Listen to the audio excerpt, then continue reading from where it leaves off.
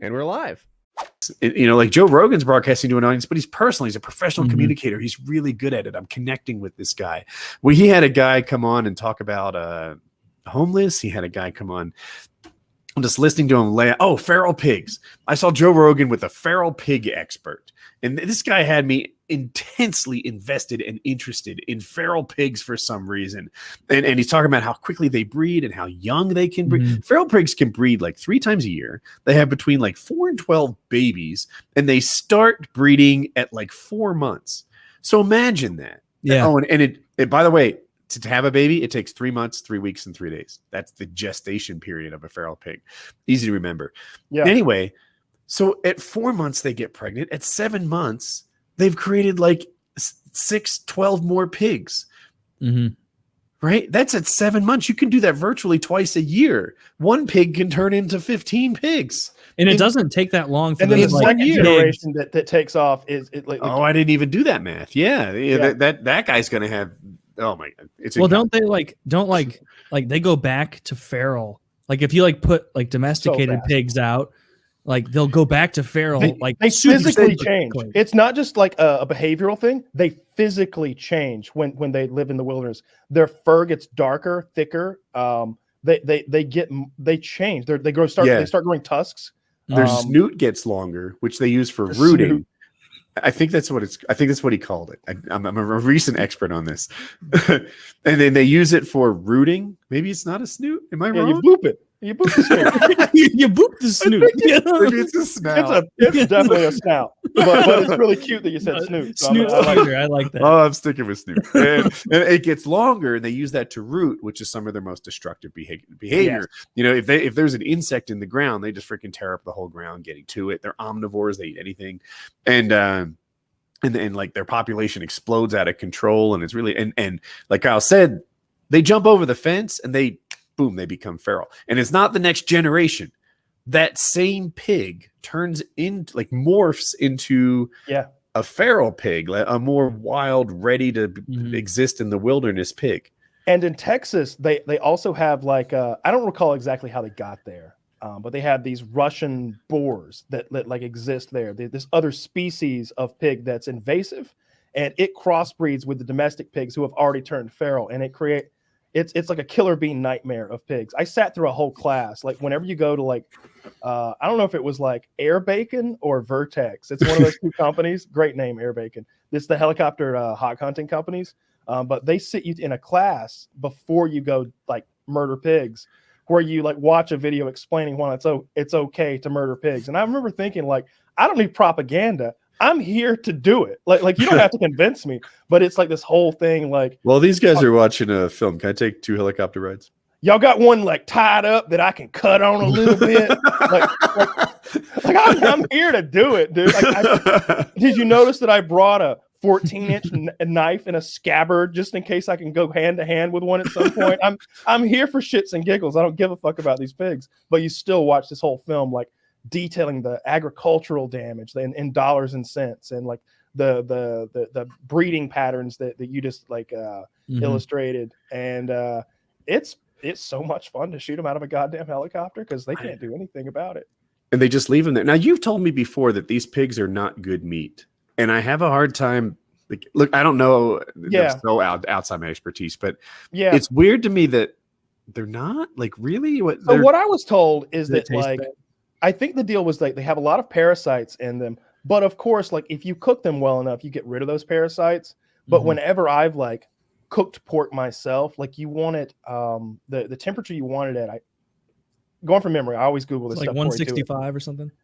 It's somewhere in there, but like the color you're looking for is like this rosy pink color where it's just between white and pink. And I think maybe that's not hot enough to like kill all the parasites that are in them. So you almost have to overcook the wild pig. That's my take. And like I stayed on this place one time. I've been multiple times, like maybe 3-4 times. And the worst time was when we were hunting like off the ground with rifles, like no helicopters involved.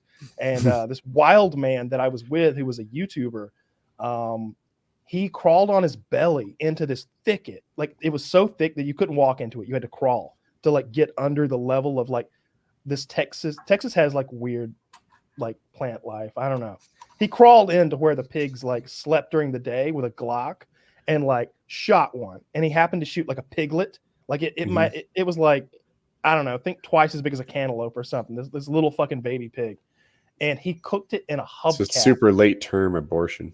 Yeah, he cooked it in the front yard in the wheel of a car, like without the tire on it, just the rim, over a campfire, and like was like, I don't know if he was dipping it in pickle juice or if he had like brined it in pickle juice, but he was like offering us like chunks of it on a knife blade to us, and like, you know, that's pretty cool. I ate it, but pickle juice and piglet and pickle juice. Yeah, car rim. I ate a bite of it, but I was, you know, it wasn't bad, but it was also like, I didn't want a second bite. You know, it was just like fucking gross. But they told me parasites were a thing, and also like nobody minded if you left them there because the coyote population is so high that they clean them down to the bones like by the next night, they said. And a lot of the, like, we only killed a handful on that trip. I actually found the footage up the other day. I'm wearing a mask because it was supposed to be Scott, my cousin Scott, in the helicopter shooting them, but he couldn't make it because he had to like want to stay with his girlfriend or some shit.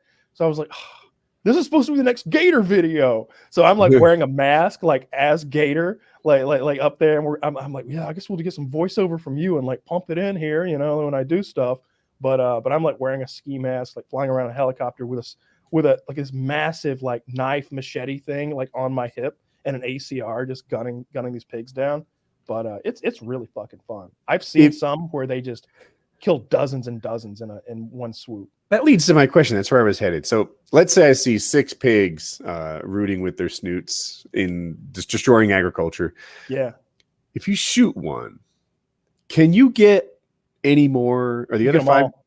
You think you could get them all? If you're in a helicopter, you get them all. No. In this scenario, on the ground, you get one. Okay. Like I've done that before, and as soon as the gunshot goes off, they really scatter and they're fast. I mean, if they're running across a field and I have the best, right maybe gun, you get a second one. If I've got like I was using an ACR, right, with like a medium power optic, like, you know, I mean, you play Tarkov, like a 3-power scope, and like with that, I can shoot stuff moving. With a scoped bolt action rifle, I find that difficult to hit moving targets. I've struggled with that in the past. But with like what I had, if they're running across the field 100 yards from me, I can tat and gauge the bullet impacts, and I'm gonna get a couple.